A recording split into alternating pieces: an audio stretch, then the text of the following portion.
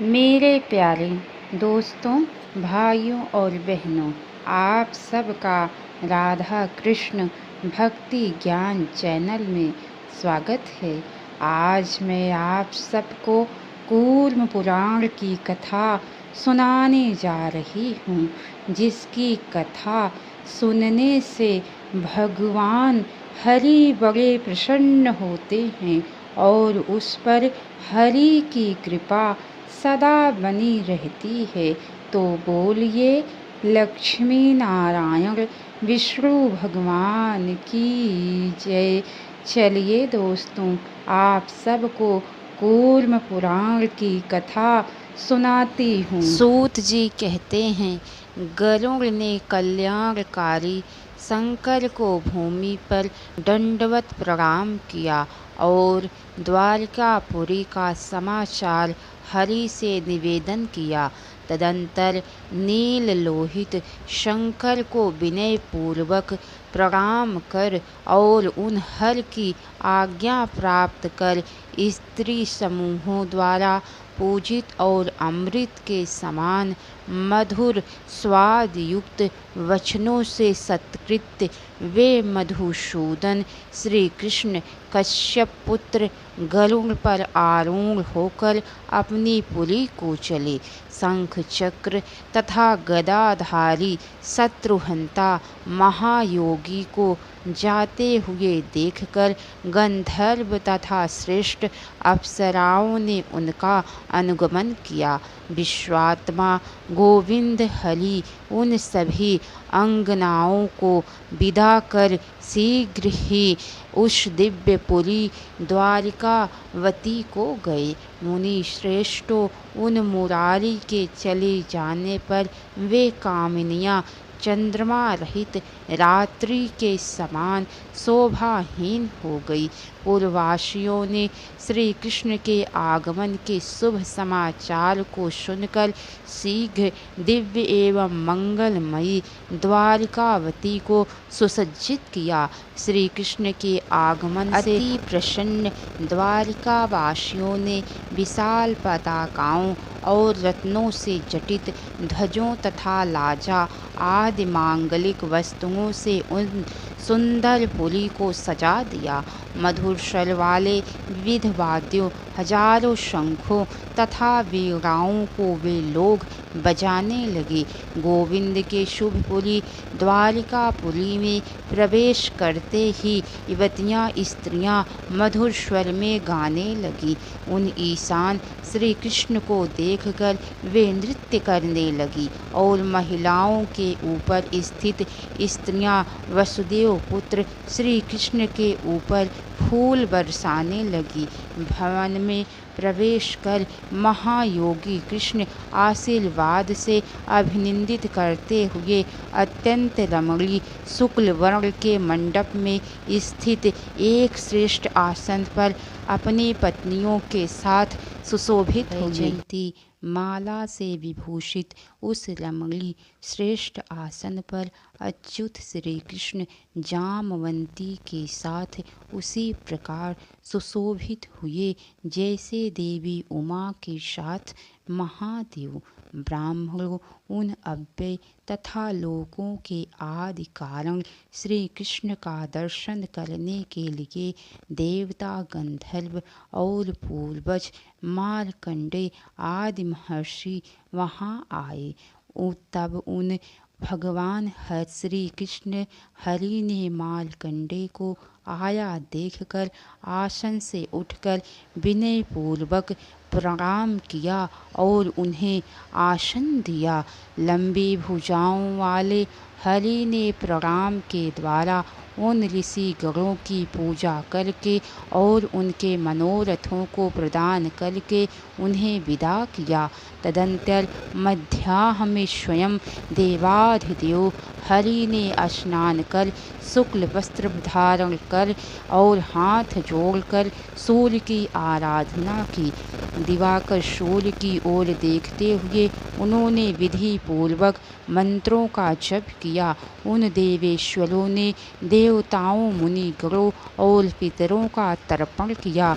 मुनि मार्कंडेय के साथ देव मंदिर में प्रवेश कर उन्होंने लिंग प्रतिष्ठित भस्म विभूषित भूतेश्वर श्री शंकर की पूजा की। मनुष्यों के नियामक उन्होंने स्वयं सभी नियमों को पूर्ण कर ब्राह्मणों की पूजा की और मुनीश्वर मार्कंडेय को भोजन कराया।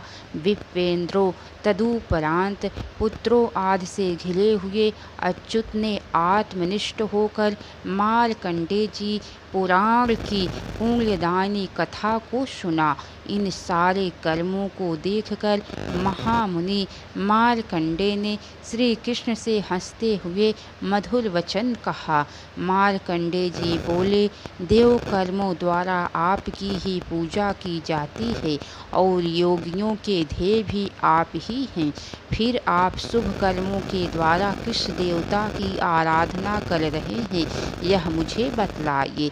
आप ही वे परम ब्रह्म है, निर्वाण रूप हैं और निर्मल पद हैं। पृथ्वी का भार उतारने के लिए आप प्रभु ही विष्णु कुल में अवतरित हुए हैं।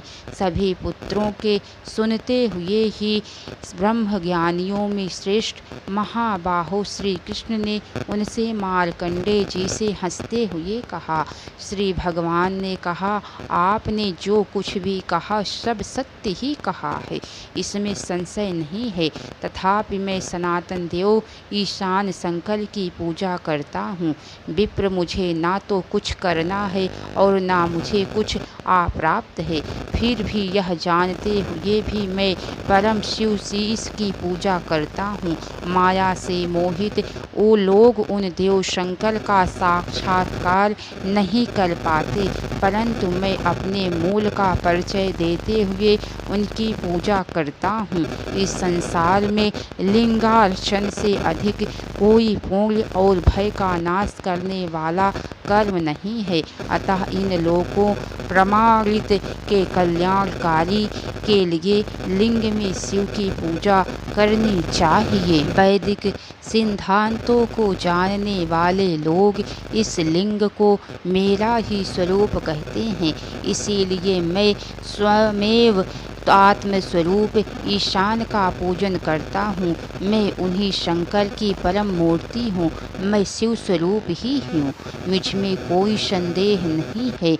वेदों में ऐसा ही निश्चय किया गया है कि हम दोनों में कोई भेद विद्यमान नहीं है। संसार से भयभीत लोगों को इन देव महादेव का सदा ध्यान, पूजन और वंदन करना चाहिए तथा लिंग में महेश्वर को सदा प्रतिष्ठित समझना चाहिए। श्री मार्कंडेय जी ने पूछा, विशाल नेत्रों वाले देव श्रेष्ठ कृष्ण, आप इस गूढ़ एवं श्रेष्ठ विषय को बतलाइए कि लिंग क्या है और लिंग में किसकी पूजा होती है। श्री भगवान ने कहा, ज्योति स्वरूप अक्षर अव्यक्त आनंद को लिंग कहा गया है और वेद महेश्वर देव को अव्यय तथा लिंग धारण करने वाला कहते हैं। प्राचीन काल में जब सर्वत्र जल ही जल एकावरण हो गया और अस्थावर जंगम सब नष्ट हो गया, तब ब्रह्मा तथा मुझे प्रबोधित करने के लिए उसी एकावरण में शिव का प्रादुर्भाव हुआ। उसी समय से लोकों के कल्याण की कामना से ब्रह्मा तथा मैं दोनों ही सदा महेश्वर की पूजा करते हैं। श्री मार्कंडेय जी बोले, श्री कृष्ण, अब आप यह बतलाइए कि पूर्व काल में आप लोगों को ज्ञान देने के लिए वह ईश्वर का परम पद रूप लिंग किस प्रकार स्वयं प्रकट हुआ। श्री भगवान ने कहा, प्रलय काल में विभाग रहित तमोमय भयंकर एकमात्र समुद्र एकावरण ही था। उस एकावरण के मध्य भाग में शंख चक्र गदा धारण करने वाला युक्त आत्मा सनातन मैं हजारों सिर, हजारों आँख, हजारों चरण, हजारों बाहु वाला होकर शयन कर रहा था। इसी बीच मैंने दूर स्थित अमित प्रभाव वाले करोड़ों सूर्य के समान प्रकाशमान शोभा संपन्न चैतन्य कृष्ण मृग का चर्म धारण किए हुए ऋग यजु तथा साम वेद द्वारा स्तुत हो रहे कांचन के समान आभा वाले महायोगी चतुर्भुज देव पुरुष को देखा। क्षण भर में ही वे योग ज्ञानियों में श्रेष्ठ महाधुति ब्रह्मा मुस्कुराते हुए स्वयं मेरे पास आए और कहने लगे, प्रभु आप बतलाइए कि आप कौन हैं, कहाँ से आए हैं और किस कारण से यहाँ स्थित हैं। मैं लोकों का निर्माण करने वाला स्वयंभू प्रपितामह ब्रह्मा हूँ। उन ब्रह्मा के द्वारा ऐसा कहे जाने पर मैंने ब्रह्मा से कहा, मैं पुनः पुनः लोकों की सृष्टि करने वाला हूँ और मैं ही संसार करने वाला हूँ। परमेष्ठि की माया के कारण इस प्रकार का विवाद बढ़ने पर हम लोगों को यथार्थ स्थिति का ज्ञान कराने के लिए उस समय शिव रूप परम लिंग प्रादुर्भूत हुआ। वह लिंग प्रलयकालीन अग्नि के समान अनेक ज्वाला मालाओं से व्याप्त, क्षय एवं वृद्धि से मुक्त और आदि मध्य तथा अंत से रहित था। तब भगवान शंकर ने मुझसे कहा, तुम शीघ्र ही इस लिंग के नीचे की ओर जाओ और इसके अंत का पता लगाओ और ये अजन्मा ब्रह्मा इसके ऊपर की ओर जाएं। तदंतर शीघ्र ही प्रतिज्ञा करके हम दोनों ऊपर तथा नीचे की ओर गए, किंतु पितामह तथा मैं सैकड़ों वर्षों में भी उसका अंत नहीं जान सके। तदंतर त्रिशूलधारी देव की माया से मोहित, भयभीत एवं आश्चर्यचकित हम दोनों उन विश्वरूप ईश्वर का ध्यान करने लगे और परम पद महानाद ओमकार का उच्चारण करते हुए नम्रता पूर्वक हाथ जोड़कर श्रेष्ठ शंभु की स्तुति करने लगे। ब्रह्मा तथा विष्णु ने कहा, विविध अनादि विकारों से मुक्त संसार रूपी रोग के अनादि वैद्य स्वरूप शंभु शिव शांत लिंग मूर्ति वाले ब्रह्मा को नमस्कार है। प्रलयकालीन समुद्र में स्थित रहने वाले सृष्टि और प्रलय के कारण रूप शिव शांत लिंग मूर्ति धारी ब्रह्मा को नमस्कार है। ज्वाला मालाओं से घिरे हुए शरीर वाले प्रज्वलित स्तंभ रूप शिव शांत लिंग मूर्ति वाले ब्रह्मा को नमस्कार है। आदि मध्य और अंत से रहित स्वभावतः निर्मल तेजो रूप शिव शांत तथा लिंग रूपी मूर्ति को धारण करने वाले ब्रह्मा को नमस्कार है। महादेव महान ज्योति स्वरूप अनंत तेजस्वी लिंग विग्रह शिव शांत ब्रह्मा को नमस्कार है। प्रधान पुरुष भी ईश व्योम स्वरूप वेद्या ब्रह्म और लिंग विग्रह शिव शांत ब्रह्म को नमस्कार है। निर्विकार सत्य नित्य विमल तेज रूप लिंग विग्रह शांत शिव ब्रह्म को नमस्कार है। वेदांत सार स्वरूप काल रूप धीमान लिंग मूर्ति शिव शांत ब्रह्म को नमस्कार है। इस प्रकार स्तुति करते रहने पर महायोगी महेश्वर देव प्रकट हो गए और हजारों करोड़ों मुख से आकाश को मानो ग्रास बनाते हुए सैकड़ों करोड़ों सूर्य के समान सुशोभित होने लगे। हजारों हाथ और हजारों पैरों वाले सूर्य चंद्रमा तथा अग्नि रूप तीन नयन वाले पिनाक धनुष को हाथ में धारण करने वाले चरवाम्बरधारी त्रिशूलधारी सर्प का यज्ञोपवीत धारण करने वाले और मेघ तथा दुदुम्भी के सदृश स्वर वाले भगवान महादेव ने कहा, श्रेष्ठ देवों, मैं प्रसन्न हूँ, मुझ महादेव की ओर देखे और समस्त भय का परित्याग करो।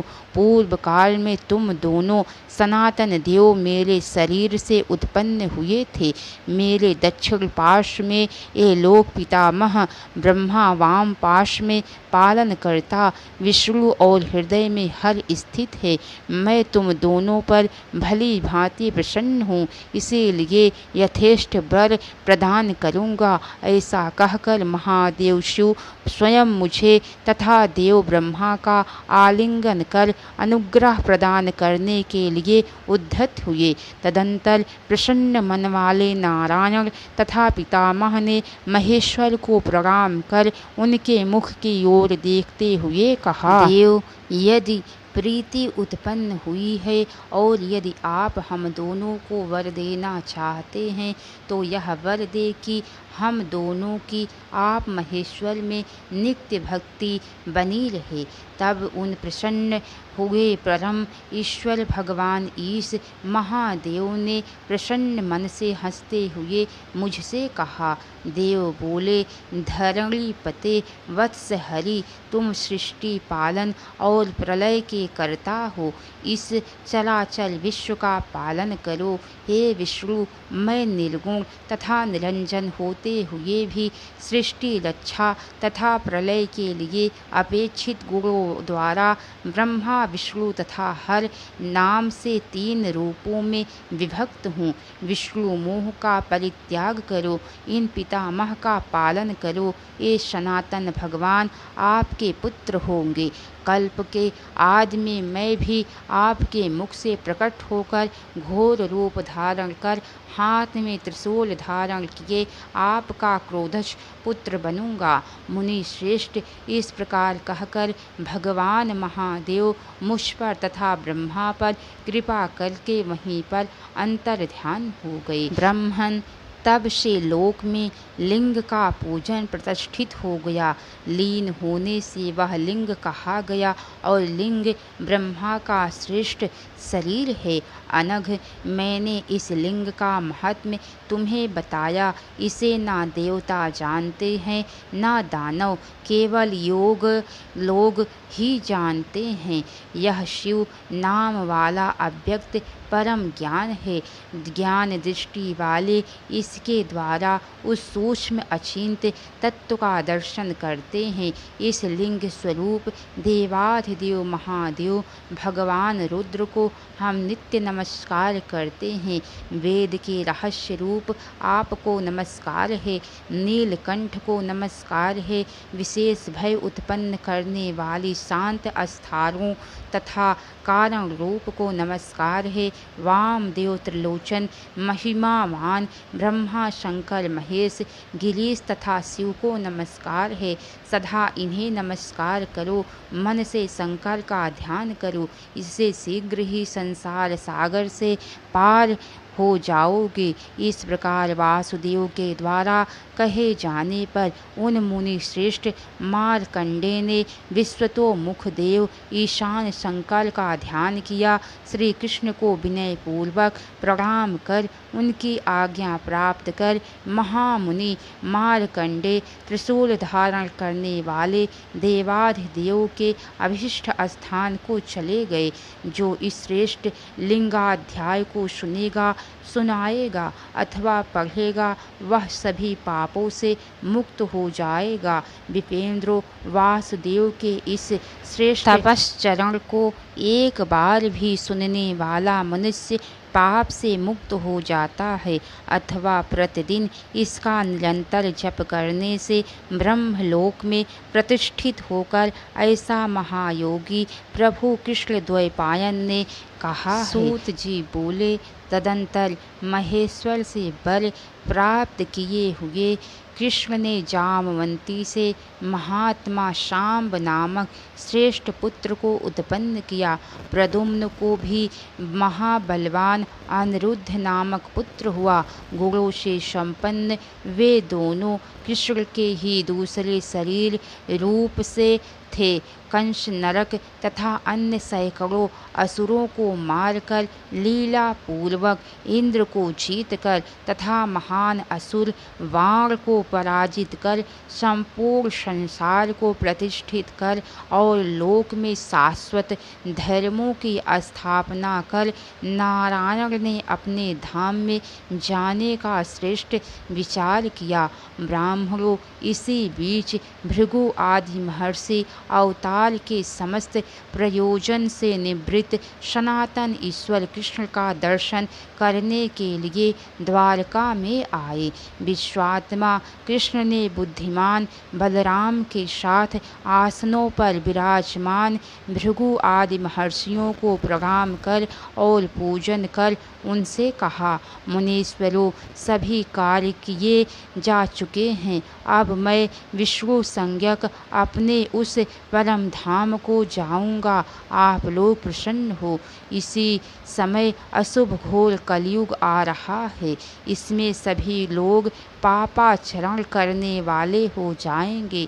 श्रेष्ठ ब्राह्मणों, आप लोग ब्राह्मणों के लिए कल्याणकारी मेरा ज्ञान प्रवर्तित करें, जिससे ये लोग कली द्वारा उत्पन्न पापों से मुक्त हो सके। कलयुग में जो लोग एक बार भी मुझ प्रभु का स्मरण करेंगे, उन पुरुषोत्तम के भक्तों का पाप नष्ट हो जाएगा। द्विजों, जो कलयुग में भक्ति पूर्वक वैदिक विधि विधान से नित्य मेरा पूजन करेंगे, वे मेरे पद को प्राप्त करेंगे। आप लोग के वंश में जो हजारों ब्राह्मण उत्पन्न होंगे, उनकी कलयुग में नारायण में भक्ति होगी। नारायण के भक्त जन पर से परतर स्थान को प्राप्त करते हैं, किंतु जो महेश्वर से द्वेष रखते हैं वे वहाँ नहीं जाते। जो पिनाक धारण करने वाले शिव की निंदा करते हैं, उनका ध्यान होम किया गया तप ज्ञान तथा यज्ञादि सभी विधान शीघ्र ही नष्ट हो जाता है। जो ईशान शंकर देव की निंदा कर नित्य अनन्य भाव से मेरा आश्रय ग्रहण करता है, वह 10,000 वर्षों तक नरक में रहता है। इसीलिए द्विजों, मन वाणी तथा कर्म से पशुपति तथा उनके भक्तों की भी निंदा का प्रयत्न पूर्वक परित्याग करना चाहिए। द्विजोत्तमों, दक्ष प्रजापति के यज्ञ में दधीच ने आपके वंश में उत्पन्न जिन ब्राह्मणों को देव ईशान से द्वेष करने के कारण शाप दिया था, वे सभी कलयुग में पृथ्वी पर उत्पन्न होंगे। भक्तों द्वारा प्रयत्न पूर्वक उनका परित्याग करना चाहिए। महर्षि गौतम द्वारा शाप प्राप्त लोगों से भी श्रेष्ठ ब्राह्मणों को बात नहीं करनी चाहिए। कृष्ण के द्वारा इस प्रकार कहे जाने पर वे सभी श्रेष्ठ महर्षि ठीक है ऐसा कहकर शीघ्र ही अपने स्थानों को चले गए।